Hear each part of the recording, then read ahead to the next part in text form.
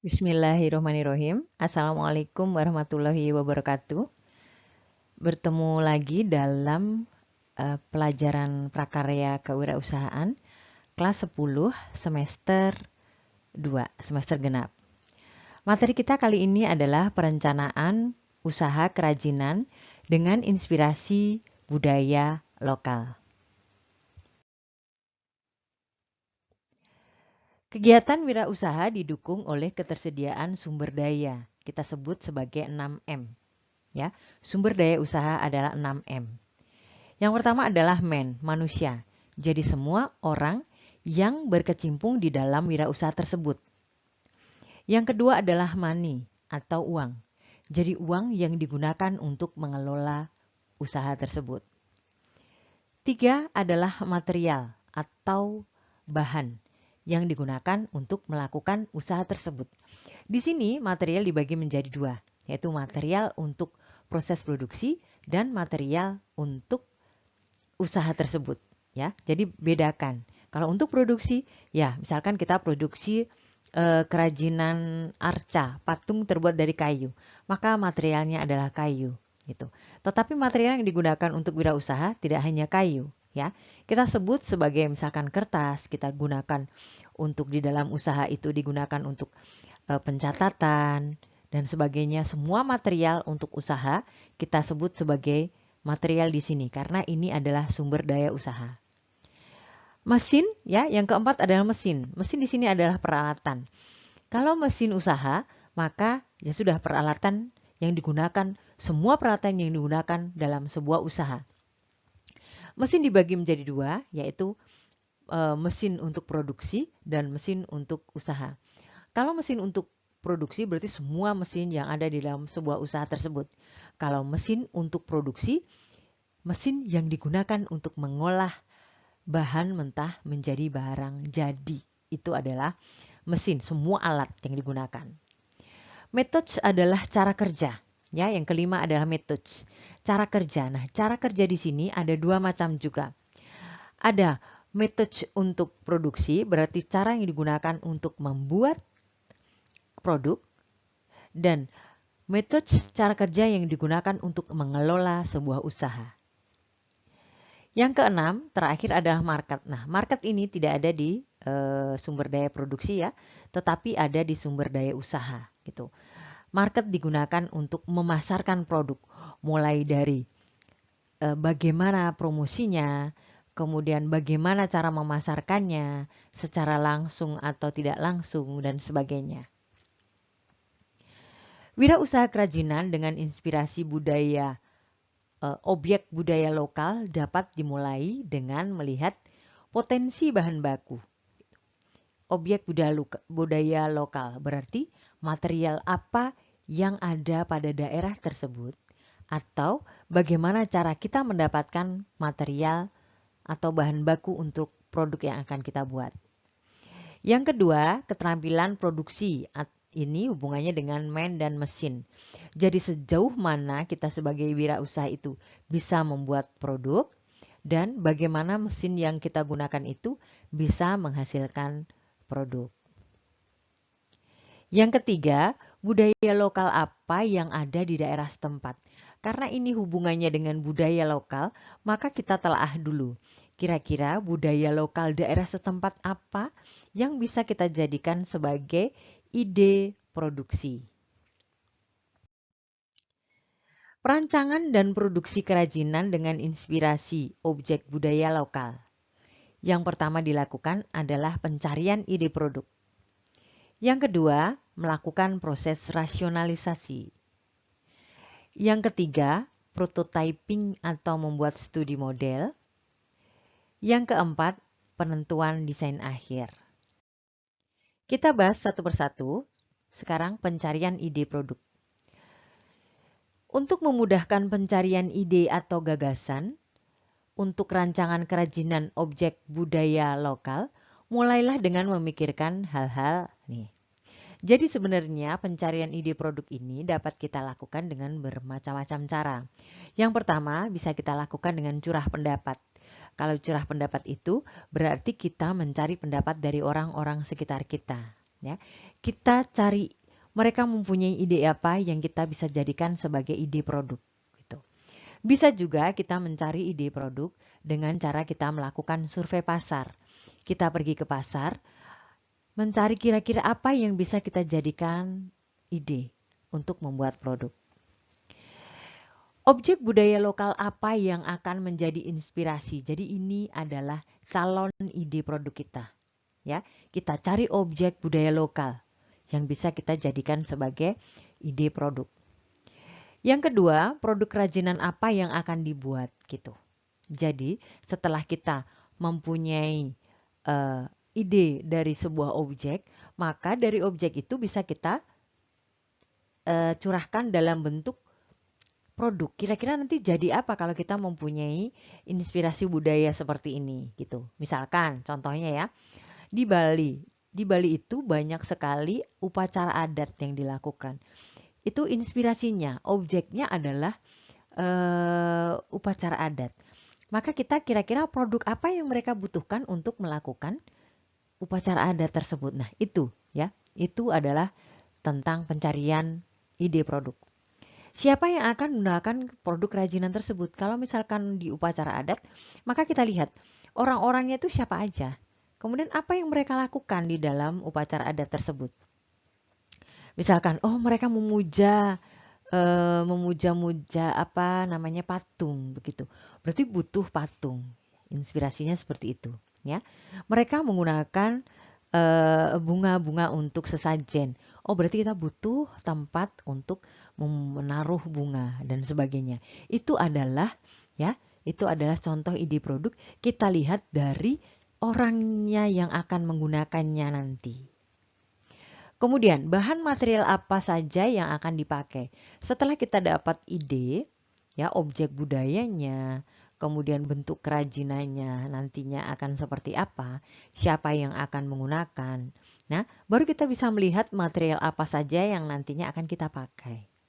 Kemudian kita lihat warnanya kira-kira yang disukain seperti apa, yang cocok seperti apa, motifnya apa yang bisa digunakan, ya.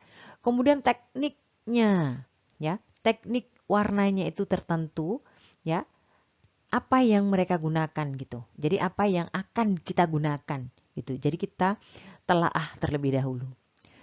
Kemudian bagaimana proses pembuatan produk tersebut ya. Jadi setelah ada step objek, kemudian produk kerajinan apa nantinya itu, siapa yang akan menggunakan, materialnya apa, warnanya apa, motifnya seperti apa, ya, tekniknya bagaimana, baru kita memikirkan untuk proses pembuatan produk tersebut. Ya, setelah kita memikirkan prosesnya, baru kita menentukan alat yang akan dibutuhkannya. Ya, itu adalah pencarian ide itu bisa jadi harus kompleks sampai terakhir. Jadi tidak hanya ide doang, ya, tidak hanya ide saja, tetapi harus bisa mengerucut menjadi sesuatu yang nantinya bakal calon produk. Nah, yang kedua adalah proses rasionalisasi, mengevaluasi ide-ide yang muncul, gitu ya. Jadi dari ide yang kita bahas sebelumnya tadi dengan curah pendapat misalnya, kita bisa mengevaluasi kira-kira ide-ide itu tadi mana yang bisa kita kerjakan, ya. Bagaimana cara menggunakan produk tersebut? Apakah materi yang ada sudah tepat untuk mewujudkannya? Apakah memungkinkan untuk diproduksi dengan teknik yang ada? Bagaimana proporsi ukurannya dan sebagainya. Itu adalah bentuk-bentuk perlakuan setelah kita mengevaluasi ide gitu.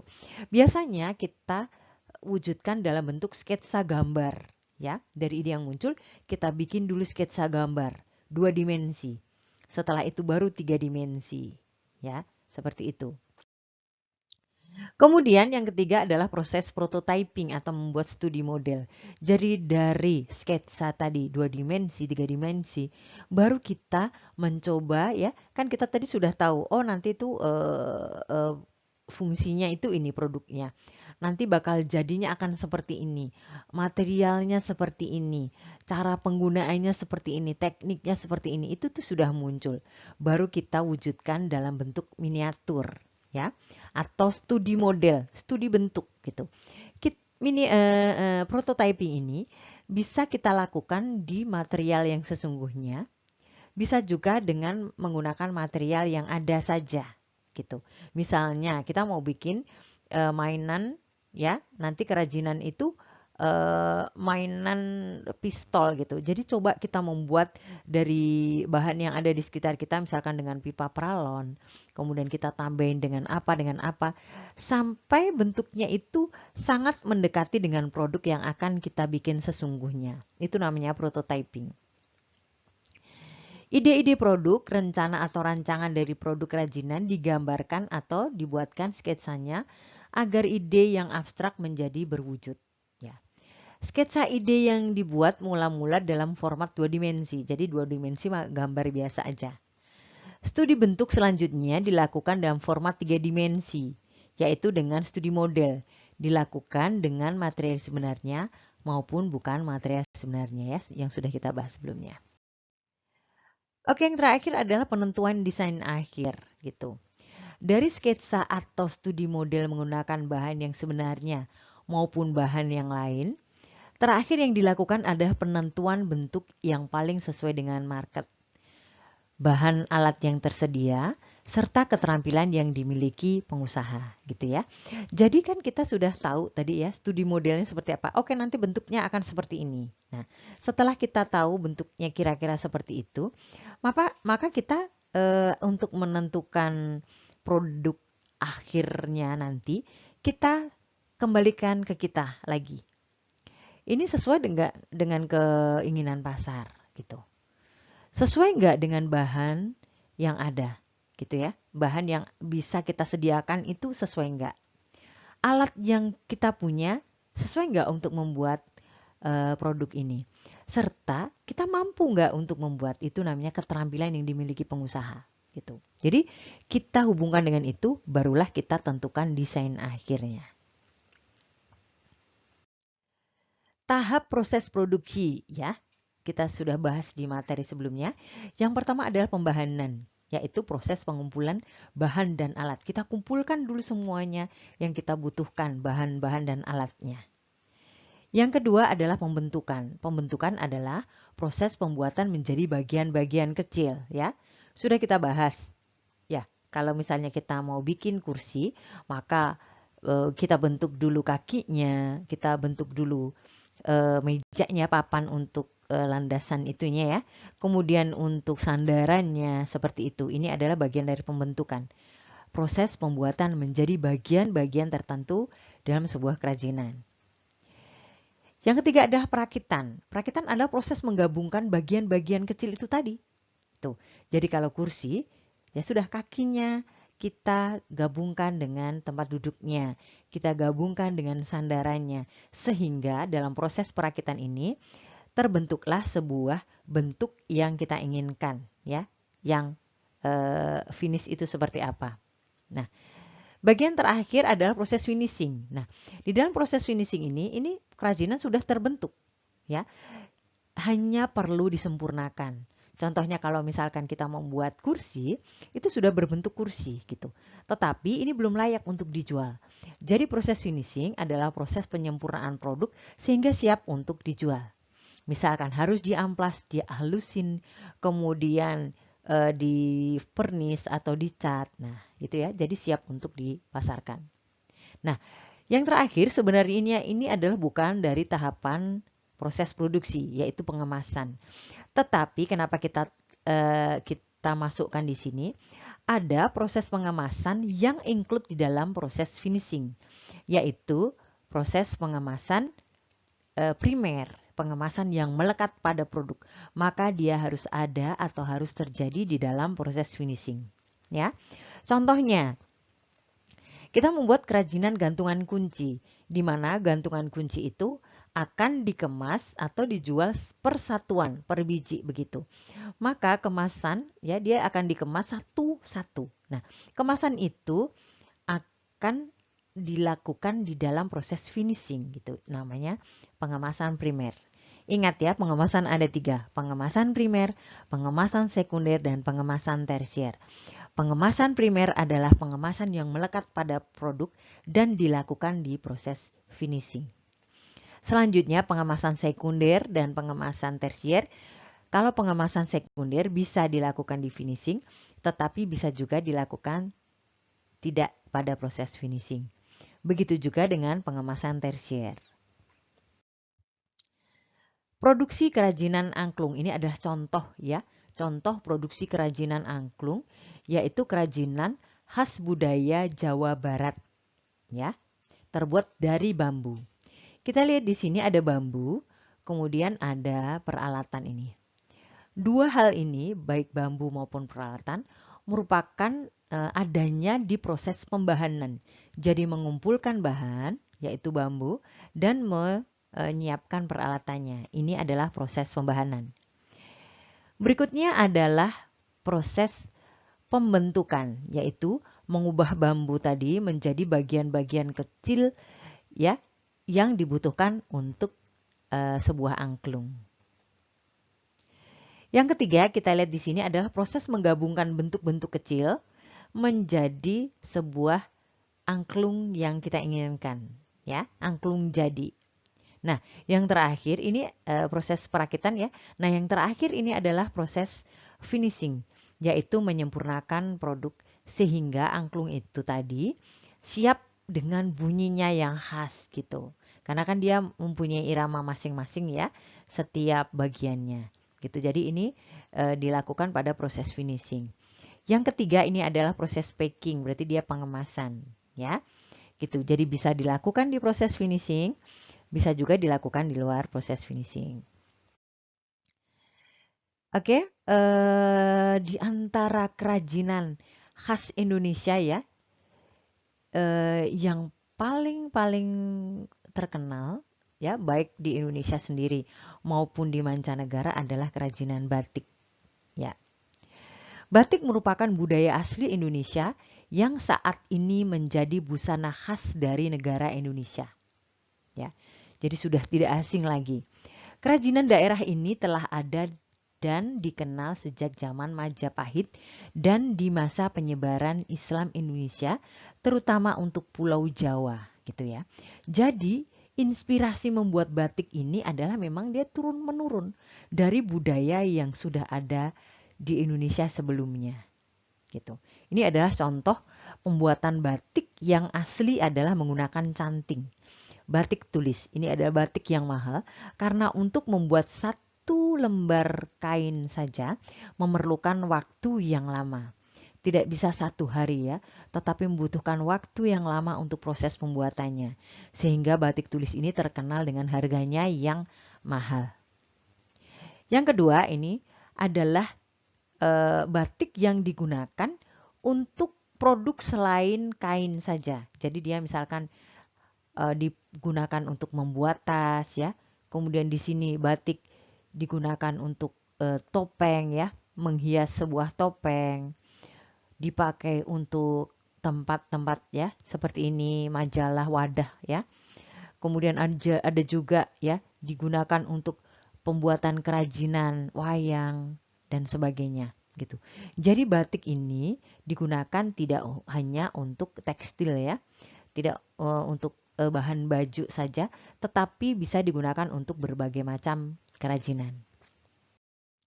Yang kedua, kerajinan khas Indonesia itu adalah kerajinan perak. Sejarah kerajinan perak di Kota Gede awalnya ketika Panembahan Senopati di Mataram, di Kota Gede ya, memerintahkan abdi dalam kriya membuat perhiasan dari emas dan perak gitu. Jadi asal muasalnya itu dia itu disuruh oleh rajanya untuk membuat perhiasan gitu ya. Nah, dibuatlah perhiasan dari emas dan perak sehingga daerah tersebut itu ya yang disebut dengan Kota Gede dulu namanya itu Kerajaan Mataram ya, ada di sana ya. Maka Kota Gede itu dianggap sebagai produsen kerajinan perak di Indonesia yang paling bagus ya. Ini adalah contoh dari perhiasan dari kerajinan perak ya. Ada juga berbentuk candi Borobudur, kemudian berbentuk hiasan bros, ada juga berbentuk rumah gadang ya, yang semuanya ini harganya tinggi ya. Tapi sebenarnya kerajinan perak ini tidak hanya ada di Jogja ya, tetapi ada juga di Pulau Bali gitu. Yang ketiga adalah kerajinan songket atau tenun ini. Ini juga terkenal di Indonesia ya. Bahkan sekarang ini lagi diminati oleh perancang busana dari Prancis ya, sebagai kota mode. Mereka menggunakan bahan songket atau bahan tenun ya yang tidak biasa menjadi produk-produk yang bagus untuk dipasarkan di seluruh dunia gitu. Kain songket umumnya tumbuh dan berkembang dalam budaya rumpun Melayu di Sumatera, seperti yang terkenal songket Palembang dan songket Minangkabau. Kain songket merupakan peninggalan kerajaan Sriwijaya gitu ya. Jadi kalau misalkan di Sumatera ya, di daerah Sumatera dia disebut dengan songket. Tetapi untuk di Indonesia bagian timur dan juga di Jawa itu tenun ya. Mereka sama-sama dipintal menggunakan alat tenun. Ini ya, ini ada contoh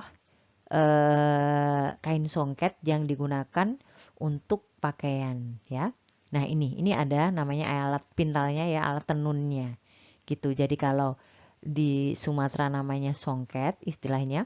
Kalau di Jawa Tengah dan juga di Indonesia bagian timur ya, Nusa Tenggara itu namanya tenun.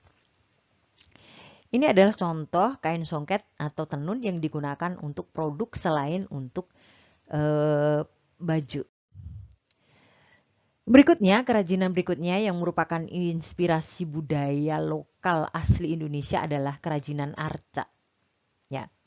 Kerajinan arca adalah patung yang dibuat dengan tujuan umumnya sebagai media keagamaan pada agama tertentu, yaitu digunakan sebagai sarana dalam memuja Tuhan atau dewa-dewinya. Nah, contohnya seperti ini. Ini adalah patung ya, arca ya, yang dibikin dengan detail sangat-sangat indah ya.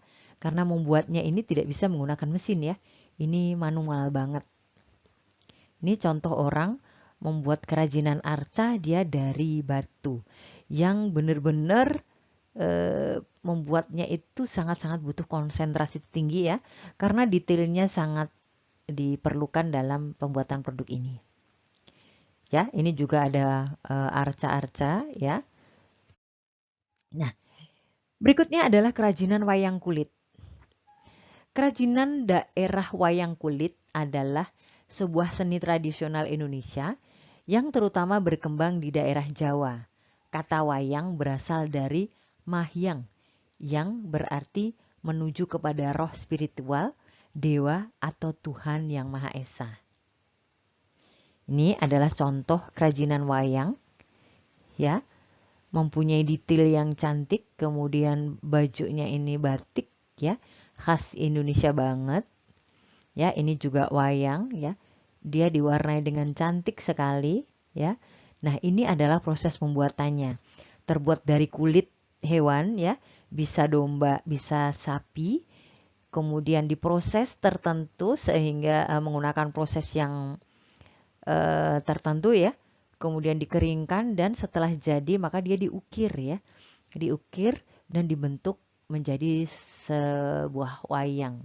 Nah, ini adalah cara memainkan wayang. Ini kita lihat turis ya sedang mencoba memainkan wayang. Jadi dia dimainkan orang ya, kemudian suara-suaranya keluar di sini menirukan suara tokoh wayang tersebut. Kerajinan berikutnya adalah topeng barong. Kalau kita baru mendengar saja kata-kata barong, ingatan kita pasti tidak luput dari Bali, ya.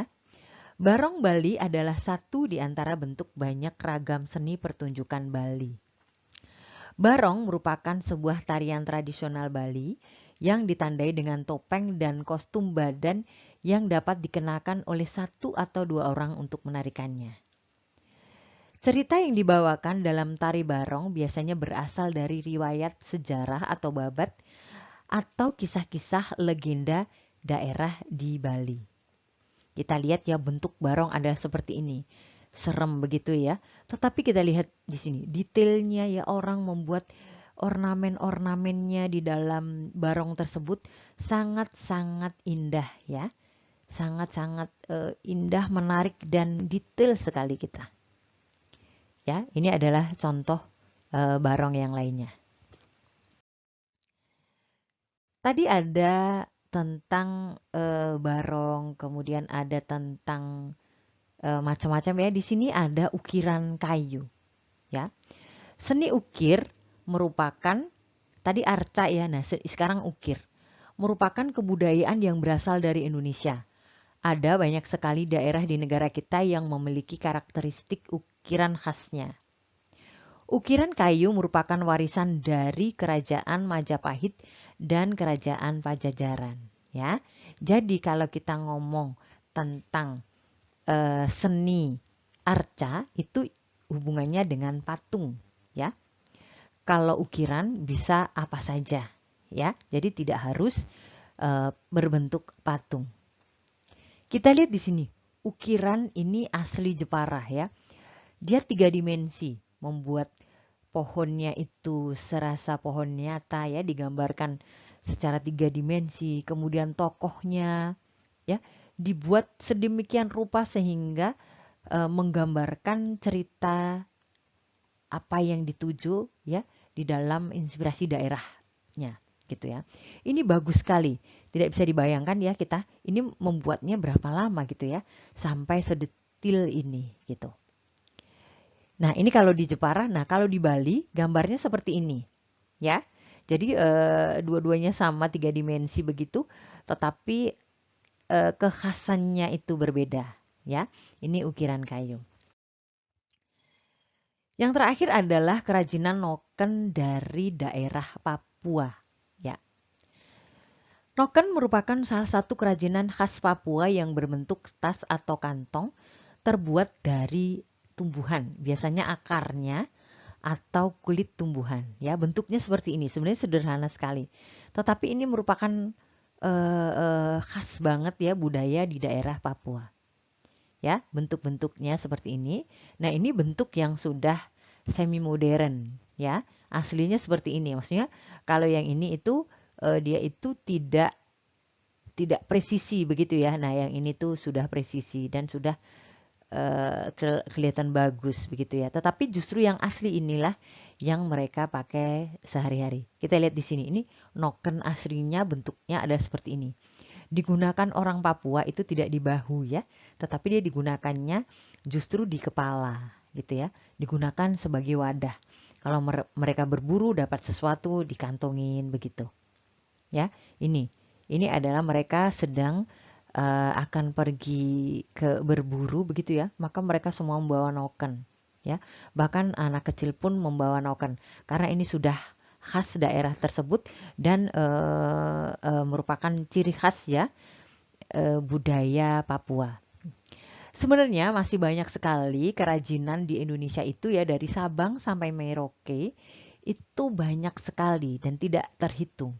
Jadi Indonesia itu sangat-sangat kaya akan budaya dan kerajinannya ya. Nah, ya, sekian dari Ibu. Semoga apa yang Ibu jelaskan tadi bermanfaat. Terima kasih. Billahi taufik wal hidayah. Wassalamualaikum warahmatullahi wabarakatuh.